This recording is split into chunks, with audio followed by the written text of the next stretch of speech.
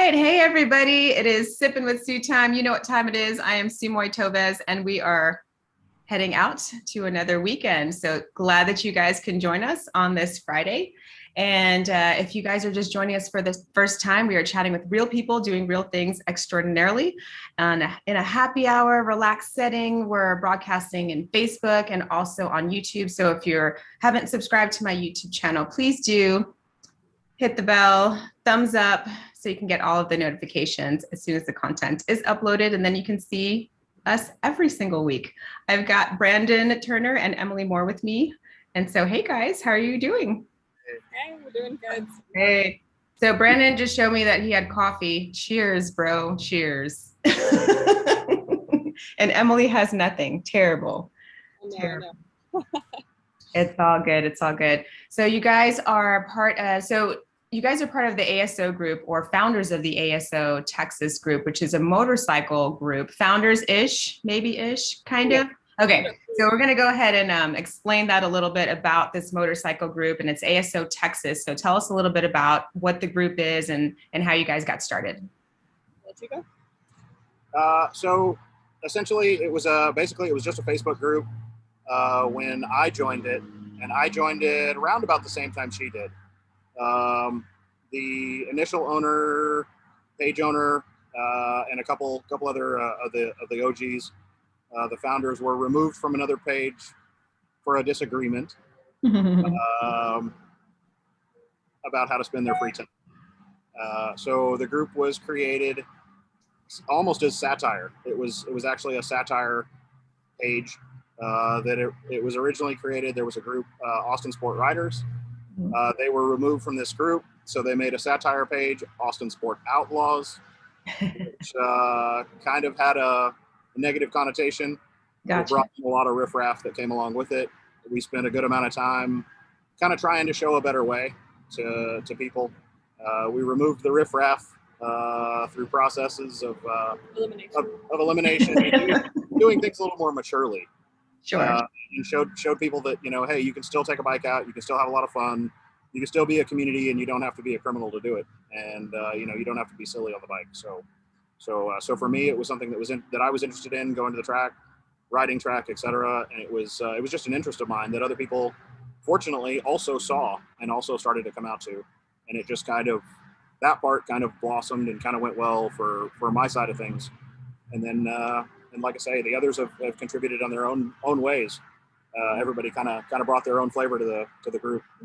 We've had quite a few people that have brought in various versions of motorcycling. So we have plenty of dirt folks. We have lots of racers. We have track riders. We have purely street riders, adventure bikes, folks that do cross country trips, the whole nine. And it's kind of turned into this just melting pot of motorcycle culture. So it's been cool. Definitely. So ASO stands for? Originally Austin Sport Bike Outlaws, but about 2 years ago, I'd say, all of the admins decided, let's swap that and kind of move away from it a little bit, the image that represents. So now it is officially Austin Sport Bike Organization. So still ASO, but swap an outlaw for organization. Okay, gotcha. And so you guys both ride, actually. So how does that work with you guys? You guys ride out together, and then with the ASO group, you guys organize rides and organize different events, and tell us a little bit about that. Well, we met through ASO and motorcycles. So that's always been a huge part of he and I on a personal level, going from street riding to track and all of that together as well. So for me, it's neat because, not only do we get to kind of spend time as a couple, doing things together, but it's also our own contribution to the community. So we still get to hang out with people that we love to see. We still get to kind of do our own thing. We get to still bring our own flavor to it, but at the same time, again, we also get to do it as part of a couple. So those that ride together stay together, right?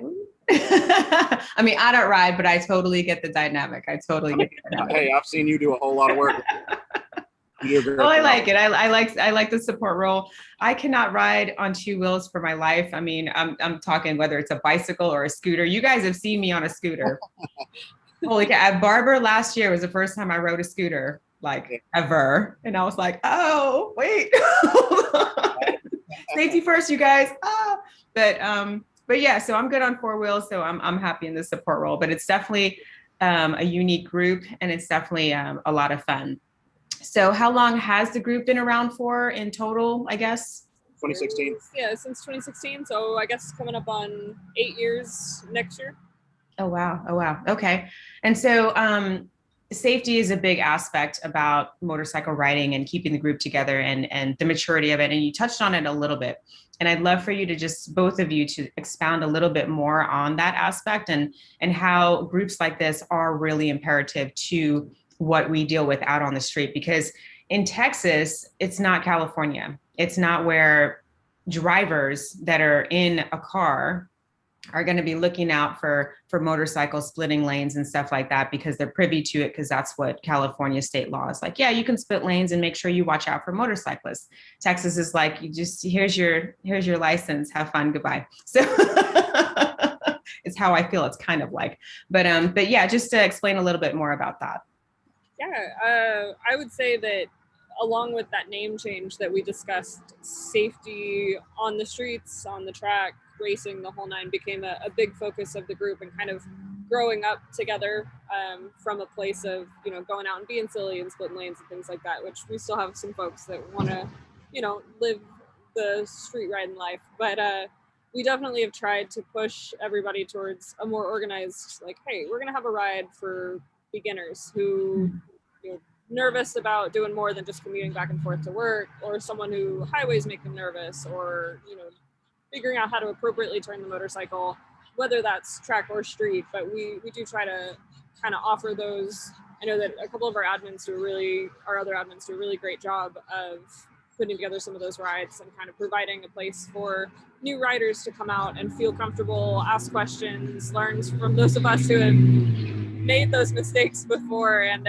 learn from them ourselves, as well as those of us who have some like track experience and things like that, where you focus on body position and how to turn the bike safely and how to deal with, you know, street obstacles and things that pop up. Mm-hmm. I think it was showing people a better way, because I mean, obviously, when you look at social media, all you see is people being wild, people doing wheelies, people shutting down highways, you know, people being a little bit silly, and that was the prevalent social media face of motorcycling. So for me, it was kind of a way to come along and say, hey, you know, you can still go out, you can still have a good time, but you don't have to be absolutely dumb to do it. Mm-hmm, mm-hmm. Gotcha. So with that, with some of the, you know, maybe not as mature folks and whatnot, and egos. Okay, let's talk about egos. There can be some really big egos when it comes to the motorcycle community. We all know that. And however, I noticed that you guys do a great job of keeping it real and then making sure that safety is first. So tell us a little bit about why you felt a calling to this group in particular, as opposed to some of the other, you know, motorcycle forums or motorcycle groups that are out there, because there's lots. I'll let you take that one first. So funny enough, I actually joined the group. I thought they were kind of silly. I thought it was a bunch of silly people that was like very immature. So ironically, my ego got the better of me. I went out to a ride, and my whole intent was to just go out and basically embarrass people, because I had been doing track days and I thought I was great and I thought I was fast. So it was like, I'm just going to go out and embarrass this group of people. And actually, we went for a ride. I started playing around in the twistings on this ride we were on. None of them had done that. None of them had seen it. And all of them said, you know, at the end of the ride, all of them said, man, that was really cool. I had a really good time with that. Like, would you take me out and teach me how to do that? Mm-hmm. And I'm a type of person that, like, if you ask me for my help, I will do anything I can to give it to you. So suddenly it was like, man, this is actually some really good people. And it just kind of grew for me, you know, person by person. After that, it was, you know, more and more people coming and saying, hey, you know, I want some help. You know, can you teach me this, or can you teach me that? And so it just kind of, the role found me and humbled me more than I went looking for it. Gotcha. Emily? I honestly was presented with the opportunity to become an admin, and I saw it as a great chance to kind of bridge between a lot of we have the all girls group as well. So I did look forward to the opportunity to be that bridge between the two. And it's since then been a really cool place where we have Bianca, who I'm sure you're familiar with, who does a great job of running Fimoto and just doing all of that organization. She's very talented for that. And then I provide a place where it's like, cool, we have this co-ed group, but for any of the girls there that want a more female-focused environment, let's go to Fimoto. And those who want a co-ed environment as well, like, don't feel afraid to step back over to the ASO side and put a foot on both sides of the fence, because you know, I just wanted that to be there, that opportunity where they didn't feel like it was, oh, there's separate groups, you can't be in both. Like, no, you absolutely can. You can be a girl and you can come run around with the boys and show them what's what, but you can also go and hang out with the chicks and, you know, girl hoorah stuff. So that was kind of what brought me into it. And since then, I love the admin team. They're great. We're a big dysfunctional family within ASO, but then obviously the people that are involved in this group are just incredible. So I have been completely hooked by them and stuck, because I just love everybody that's in there. So yeah. One big happy dysfunctional family. I love it. I love it. So ASO has now 2,400 members on Facebook. And then I'm not even looking at your other platforms. How proud of you guys are, like, of that fact? I mean, did you help grow that between 2016? I'm sure it has been, you know, partially you two growing that to that number since 2016. That's the number. We actually keep it somewhat small. Ironically, simply because we wanted members that contribute to the group, more so than members that just hang out within the group or lurk, which is fine. We do have some lurkers, but it's important to come out, to interact with the community, because the page is only as good as the community that builds it.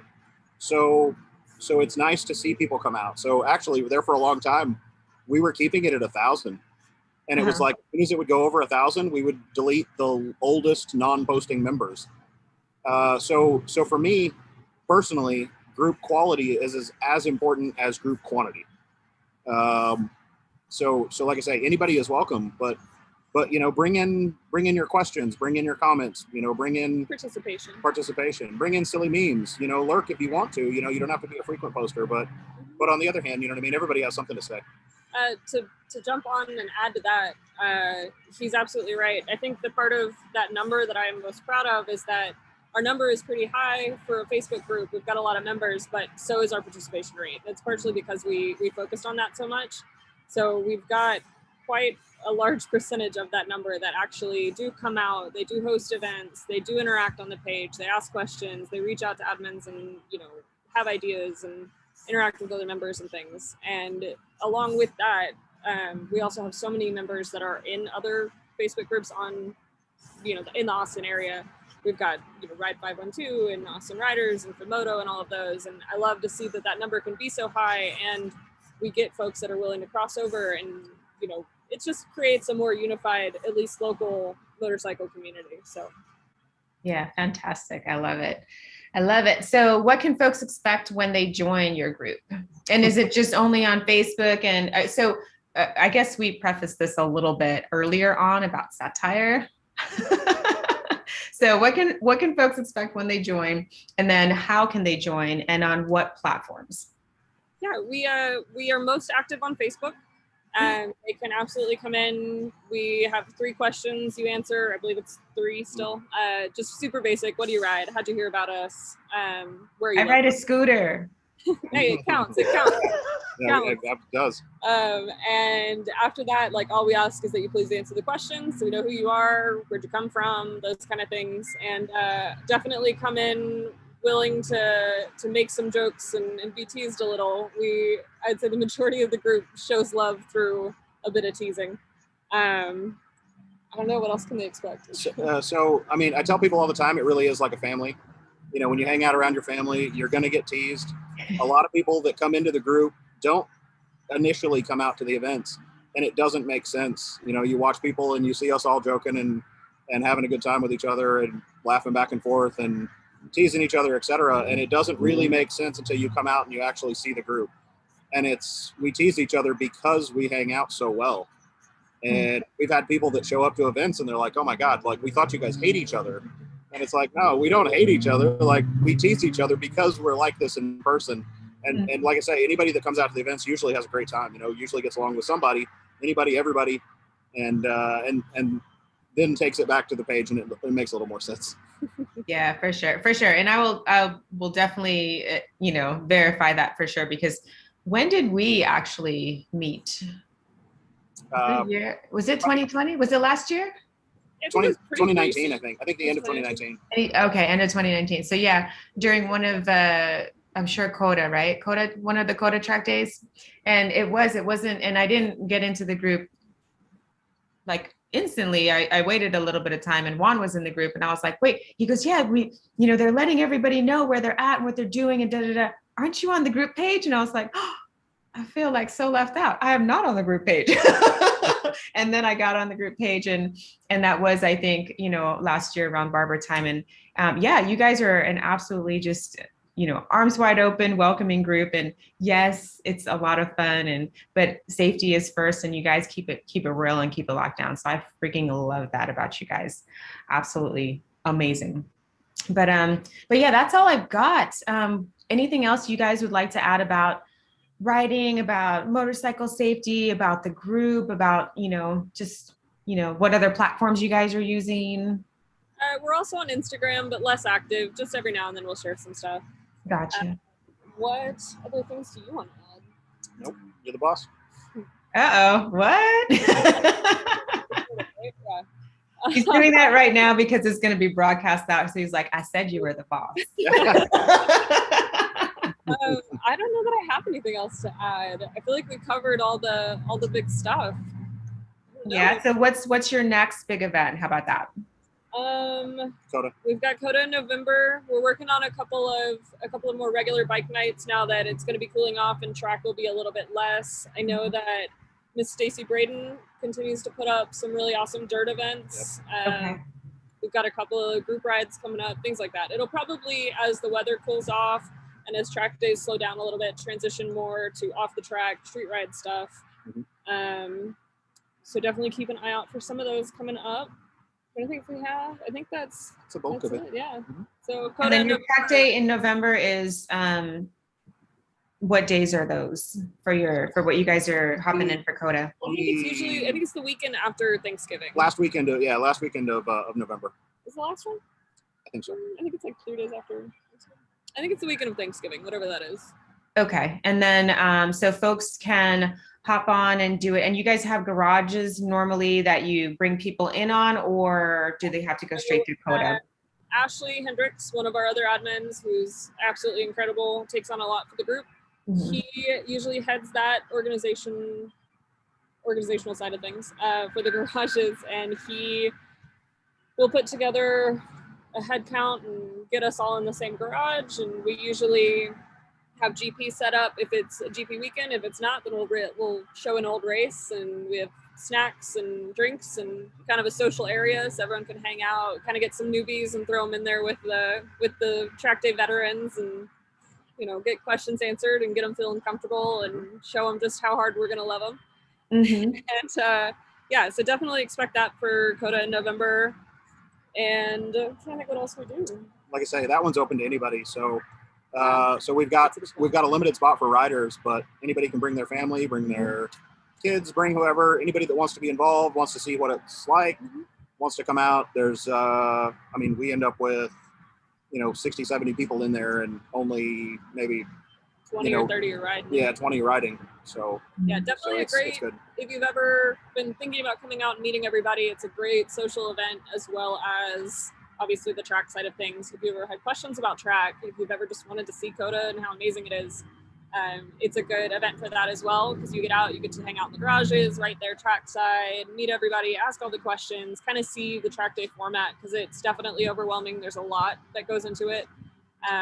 So it's a great kind of dip your toe in and see how it all works and what it's all about, as well as getting to hang out with all of us. So yeah, that's the star event, the star event, hanging out with all of us. So actually that brings that actually a really good point, because Juan, who has been riding for years and years and years, had never ridden Barber.